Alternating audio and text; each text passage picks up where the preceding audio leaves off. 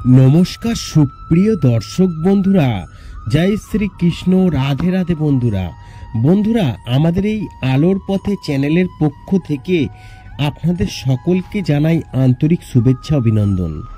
আশা করি আপনারা সকলেই ভালো আছেন আর ঈশ্বরের আশীর্বাদে আপনারা সকলেই ভালো থাকুন।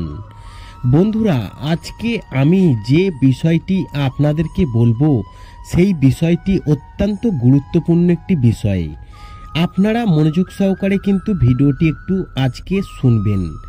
আপনারা যদি প্রতিনিয়ত এই জিনিসগুলি করতে পারেন তাহলে আপনাদের কিন্তু আর্থিক সংকট এবং পরিবারের আর্থিক সংকটের সম্মুখীন বিভিন্ন দিক থেকে বিভিন্ন সমস্যার সম্মুখীন আপনার কিন্তু পরিবার থেকে বিদায় নিতে শুরু করবে। প্রত্যেকেই কিন্তু এই নিয়মটি যদি আপনারা বন্ধুরা করতে পারেন তাহলে কিন্তু আপনারা ফল পাবেন। কি করবেন আপনারা? তাহলে পুরো ভিডিওটি আজকে মনোযোগ সহকারে শুনুন, আর ভিডিওটি ভালো লাগলে অবশ্যই একটি লাইক দেবেন আর কমেন্টে জয় মা লক্ষ্মী বলে কমেন্ট করতে কিন্তু ভুলবেন না। দেখুন বন্ধুরা, গ্রহদের তুষ্ট করতে বা শুভ ফল পেতেও রত্ন বা ধাতু পরিধান করে থাকি আমরা। অন্যদিকে গ্রহদেরকে তুষ্ট করতে নির্দিষ্ট গাছ, তার ফল, পাতা, এমনকি শিকড়ও আমরা কিন্তু ব্যবহার করে থাকি। তবে সনাতন ধর্মে রত্ন, গাছ এবং উদ্ভিদকে অলৌকিক বলে মনে করা হয়। সেই কারণে আমরা বট, অশ্বত্থ, তুলসী এবং শমী গাছের মতো বহু গাছগাছালিকে পুজো করে থাকি। তবে গ্রহদের তুষ্ট করতে বা শুভ ফল পেতেও রত্ন বা ধাতু পরিধান করে থাকি আমরা। অন্যদিকে গ্রহাদিকে তুষ্ট করতে নির্দিষ্ট গাছ, তার ফল, পাতা, এমনকি শিকড়ও কিন্তু অত্যন্ত কার্যকর হয়ে থাকে। জ্যোতিষশাস্ত্রে মনে করা হয় গ্রহাদিও গাছের সাথে সম্পর্কিত। শনি যেমন শমী গাছের সাথে সম্পর্কিত এবং বৃহস্পতি যেমন কলা গাছের সঙ্গে সম্পর্কিত, ঠিক তেমনি শুক্র যেমন ডুমুর গাছের সাথে সম্পর্কিত, সেমনি সুপারিকে গণেশের প্রতীক বলে মনে করা হয়। অর্থাৎ সুপারি গাছ কিন্তু গণেশের হিসাবে প্রতীক্ষিত।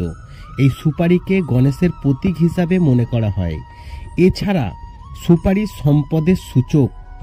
বাড়ির সমস্ত সম্পদ অর্থাৎ টাকা যেখানে রাখা হয় সেখানে সুপারি রাখতে হয়। এটি মা লক্ষ্মীর সাথে শ্রী গণেশের অবস্থান নির্দেশ করে। তবে সেই সুপারি রাখার রয়েছে কিন্তু বিশেষ কয়েকটি নিয়ম। আজকে আপনাদের সেই নিয়মের কথাই বলবো। আপনারা ভিডিওটি একটু মনোযোগ সহকারে শুনবেন। দেখুন, টাকা পয়সার টানাটানি আপনাদের কিন্তু ভুলে যাবেন। এই সুপারি আর লাল কাপড় রাখুন ঠিক এইভাবে। বাস্তুশাস্ত্র মতে বাড়ির প্রত্যেকটি জিনিস তাদের অবস্থানের উপরে সংসারের অর্থ, সমৃদ্ধি, শান্তি নির্ভর করে। তবে এই প্রত্যেকটা জিনিসের মধ্যেও সংসারে সমৃদ্ধি আনার জন্য বিশেষ কিছু প্রতিকারও দিয়ে থাকেন বাস্তুবিদরা। জ্যোতিষী রাধাকান্ত বৎস আমাদের জানাচ্ছেন, বাড়ির বিশেষ জায়গায় পান সুপারি দিয়ে বিশেষ প্রতিকার করলে সংসারে কখনো টাকার টানাটানি হয় না, টাকা পয়সার অভাব মিটে যায়। বাড়িতে আমরা যেখানে গয়নাগাটি, টাকা পয়সা রেখে থাকি সেই স্থানকেই মা লক্ষ্মীর আবাসস্থল বলে মনে করা হয়। আর সেটা হতেই পারে আলমারি হোক, লকার বা আলাদা কোনো ভল্ট। গণেশের প্রতীক বলে মনে করা হয়। এছাড়া সুপারি হলো সম্পদের সূচক। বাড়ির সমস্ত সম্পদ অর্থাৎ টাকা যেখানে রাখা হয় সেখানে সুপারি রাখতে হয়। এটি মা লক্ষ্মীর সাথে শ্রী গণেশের অবস্থান নির্দেশ করে। তবে সেই সুপারি রাখারও কিন্তু রয়েছে নির্দিষ্ট নিয়ম। ভল্ট বা লকারে সুপারি রাখার একটি বিশেষ আচার রয়েছে। এই প্রতিকার পালন করলে সুপারির শুভ প্রভাব পড়ে লকারের সম্পদের উপরে। 1 থেকে 5টি সুপারি নিন, তারপর তা পান পাতায় রাখুন। তারপর তাতে লাল চন্দন, হলুদ ও আতপ চাল দিন এবং তারপর এই গোটা বিষয়টি মা লক্ষ্মীর শ্রীচরণে নিবেদন করুন। এরপর পান পাতা ও সুপারিগুলি মুড়িয়ে একটি শুদ্ধ লাল কাপড়ে রাখুন।